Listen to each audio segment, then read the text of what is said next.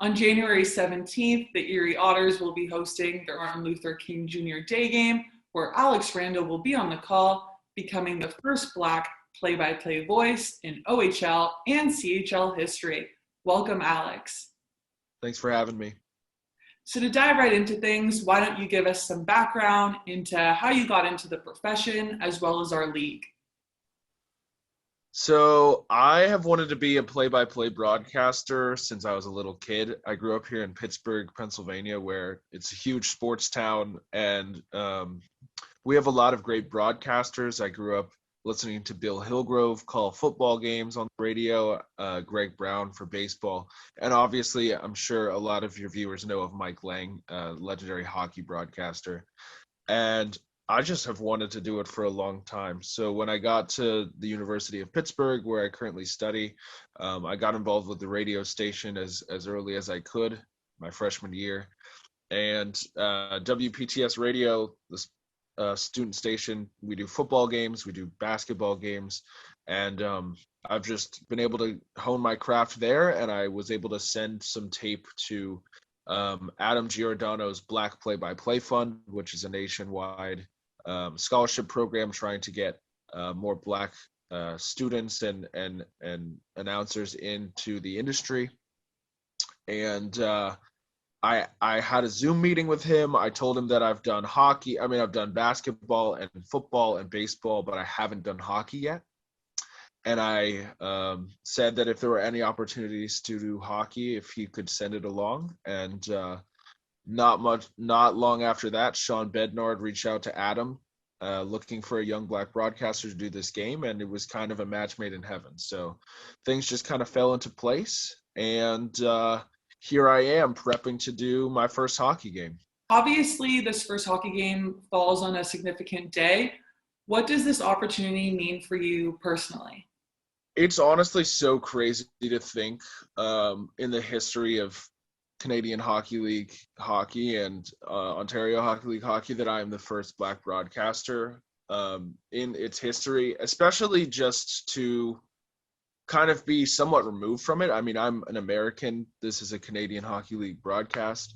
But to just have everything fall into place, to have the game in Erie, to have a chance to do this in the middle of so much chaos that's going on, it's just so humbling. You know, this is a big opportunity for me, but I think what makes other people of other cultures who want to get into hockey or even any other sport, you know, I want to break barriers and show people that no matter what you look like, no matter who you are, you can do what you want to do. And fortunately enough, I get to do what I want to do this Monday. And speaking of Monday, as you said, it's going to be extremely significant. You're the first ever. How do you think this will further impact not only the profession of being a play-by-play announcer, but our game of hockey in general? Well, I think, you know, hockey is perhaps my favorite sport. I play a lot of deck hockey. It's a big thing here in Pittsburgh. But I think one thing hockey has struggled with compared to other sports is diversity. It's a very difficult sport to get into. It's expensive. It's just got some barriers to it. And I think the more that we can show people of different races, different cultures, different backgrounds playing the game, the more we can start to really exemplify that slogan, hockey is for everyone.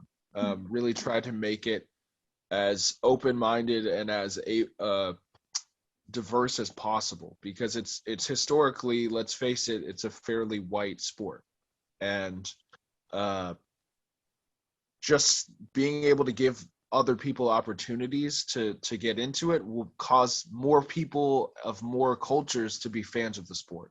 And I think that's something that hockey struggles with here in America. It's the fourth biggest sport for sure.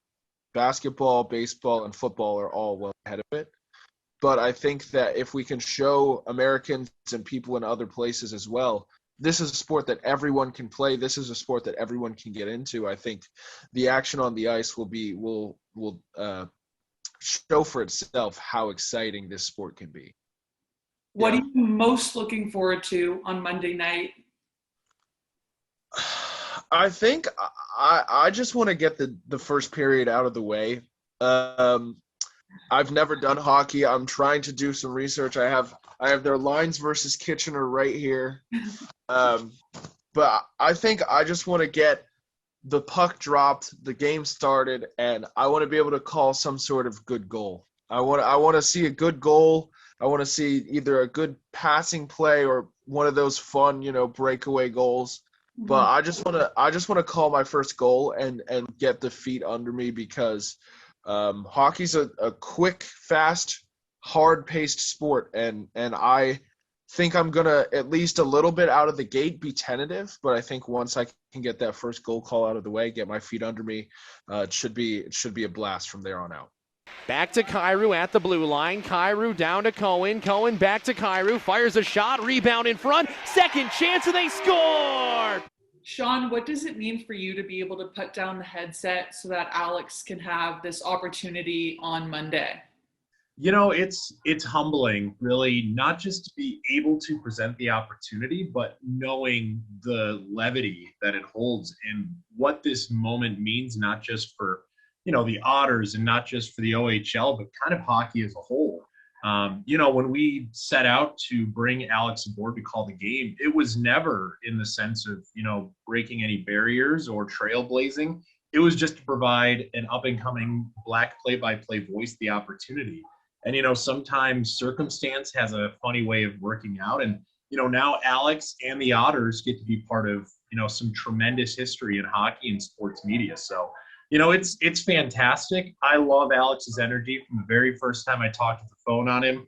One of the things that he told me is, I know you're the voice of the Otters, but I want to have the call of the season. I want to have the best calls that people are talking about when they think back on the season. And that got me fired up because I'm like, he's ready to go.